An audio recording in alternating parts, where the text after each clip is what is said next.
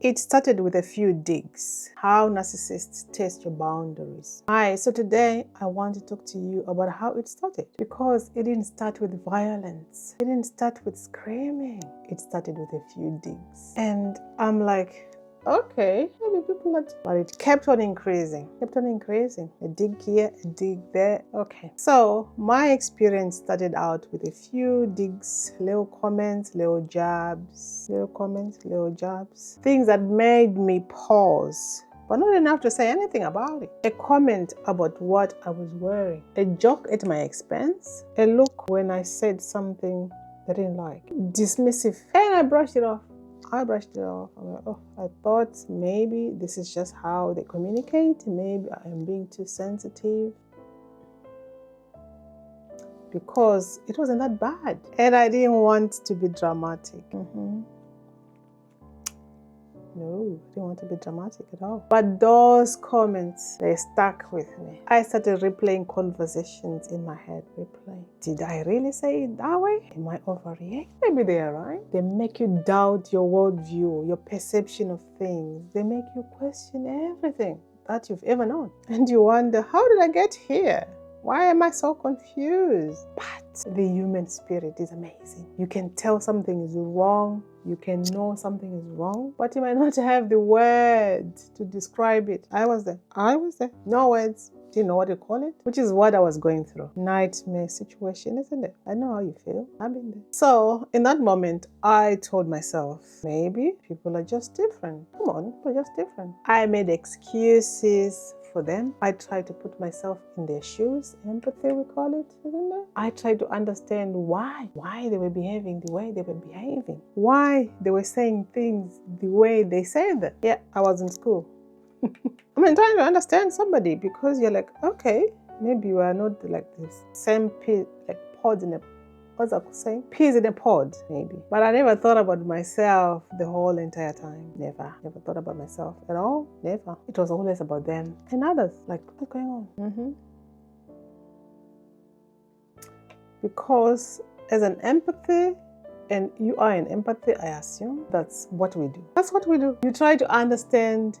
You try to make it make sense. You sort of like try to put yourself in the abuser's shoes, but you never think about yourself. Because what you don't realize is you've just been thrown into a narcissistic abuse cycle. So here's what I didn't know. I was already in the cycle. No wonder why I was confused. No wonder why I was trying to understand them. It starts with idealization. That's the first one. Remember when they made you feel like you were the love of their life. They even told you that. When everything felt amazing, what could go wrong? It's amazing how you can trust an individual. That's what relationships are for, isn't it? The love relationship. That was the trap. Phase 2, devaluation. Those few digs, that's when the devaluation started. The mask started slipping. The comments got sharper. The criticism became constant. And it happened so gradually that I adapted to each new level of disrespect without even realizing it. Yeah, you sort of get used to it. Now, this is what they do. They are testing your boundaries. They are checking your boundaries, pushing your boundaries. Push a little, pause, watch your reaction. If you don't push back, they push more. Every time I stayed quiet. Every time I made excuses for them. Every time I told myself it's not that bad. They learned I would tolerate it. So, you know what's happened, isn't it? They escalated. And I normalized it over and over. And it got to a point where you are like confused and you wonder, how did you get there? How did I get here? How did you get there? You probably are wondering the same. And oh my God, I was so tired. It's tiring. Being devalued is tiring. Going through narcissistic abuse cycle is tiring. Tired of walking on eggshells. Tired of rehearsing what I would say before I said it. Tired of the constant anxiety, never knowing which version of them I would get. I was exhausted from trying to be perfect, trying to avoid their moods, trying to make them happy. It's very impossible. Knowing nothing I did would ever be enough. I mean, they'll tell you that no, it's not cutting it. I used to cry in the beginning as well. It was heartbreaking, but I didn't know what was what was going on? I didn't know. I mean, at least if you know what is going on, you sort of like, okay, this is what I'm dealing with. And somewhere in all of that, I lost myself. What is going on? I stopped trusting my own thoughts. I stopped believing in my own perception. I looked in the mirror one day and I didn't recognize myself. Who is this? Who even am I anymore? Who am I? And I couldn't tell anyone what was really happening. How can you don't even have the words to explain what is going on. Because how do you explain that someone is destroying you without ever raising a hand? How do you describe abuse when you don't even have the words for it? Like I said earlier. So I stayed quiet, pulled away. I carried the same shame of thinking, maybe I am the problem. Maybe they are right. You are made to feel like whatever you say doesn't matter. Nobody will recognize your presence. Nobody appreciates you. What do? And when I did try to talk about it, nobody got it. Nobody. Oh, that guy's lovely. You are the problem. People would see me out in public and appreciate me. And I would be like, oh my God, really? Did they really mean it? I mean, they may comment about your looks. They may comment about anything. Because now I was used to not being appreciated. Now I was used to being put down. Whatever I said, they would dismiss my feelings. They'll be like, and then go right back to it. Nobody understood. And that made me feel crazy. I remember calling one of my friends, so-called friends, question in quotation marks, and trying to find words to explain what was going on, but fell on deaf ears. And now, even after leaving, the fear follows you. What if I attracted this again? What if I can't see the red flags next time? Oh yeah, there's so many red flags, but you don't know they are red flags until somebody like me or somebody like someone else talks about them. Little did I know that after surviving one form of abuse, I was going to encounter something far worse. The second experience of domestic abuse, I never associated anything bad could come out of that union. Ooh. Over there, not here. The idea of trusting someone new terrifies you because you're scared. You'll end up right back in the same nightmare. Now, some days you wonder if you'll ever feel whole again. Will you ever trust your gut? Will you ever feel like you again? The future feels heavy, uncertain. Just to think about it, 18 years. It didn't seem like a long time, but it's when you count the years going backwards.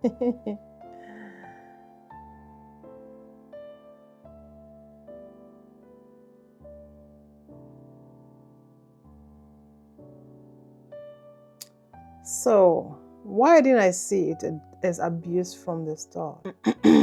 Why? Because I didn't know it was abuse at the time. So, you don't even think it is. I knew something wasn't right. I knew something was off, something was wrong. Things didn't just add up, but I couldn't put my finger on it. I just couldn't put my finger on it. Abuse is hidden in plain sight. It only takes somebody to pinpoint what is going on for it to make sense to the person going through it. The cycle continues. And here's the cruelest part: discard and hoovering. This is phase 3 of the narcissistic abuse cycle. Just when you couldn't take it anymore, they either discard you, made you feel worthless, then walked away, or hoovered you back in. Like a fisherman, yeah? Suddenly, come sweet again, apologize, promise to change. And if you went back, the cycle starts again. Starts over. Idealization, devaluation, discard, hoover, repeat.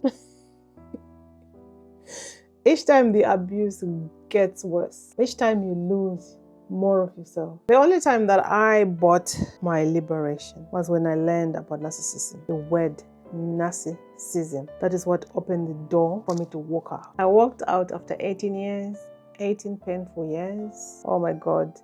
Just to think about it. I needed validation about what was wrong, what was going on, what was wrong. And when I got that validation, I was like, out of the door. Yeah. I left with clothes on my back and my books because they kept me going. They did. If you're watching this and thinking, wait, is this what's happening to me? You are not alone. That's why I created a free guide, 25 signs you are with a hidden narcissist, for you to be able to spot if you are with a hidden narcissist.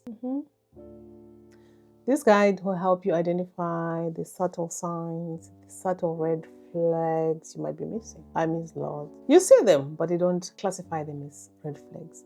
The ones that don't supreme abuse, but quietly destroy you from the inside out. You find the link down in the description. Download it for free. It's free. The link is in the description below, or you find it in the comment section. Yeah, I'll pin it in the comments. So, because once you see it, you can't unsee it, and that's when your healing begins. So go ahead, click that link in the description, download your free guide, and start seeing clearly. That's what we are. That's the whole point of me being here, to help you and I heal. So I am here to tell you, you are amazing. You matter. You are here for a reason. Here on earth. I don't know if you've lived through abuse. You don't think you matter. I mean, I know. If you've lived through abuse, you don't think you matter because nobody tells you that. But hear it from me. You are strong. You can do it. You might not feel it. You might not seem like it. You are a survivor. Yes, you are. If you're going through abuse and you're still breathing, you are a survivor. Some people would want to call themselves warriors. But yeah, I survived it and I am here to talk about it. Did I mention this before? Hope I did. There is hope. There is a way out. I lived through it. I love you. Seriously. I know you don't hear that a lot, or maybe at all. They never tell you that because they know how to make you feel worse than you already feel. Besides, they don't know how to laugh. But you survived something designed to destroy you. Oh yeah, it was meant to destroy you, but you survived it. And that makes you stronger than you know it does. It did for me. At the time, it didn't seem like it. Thank you very much for stopping by. I love you.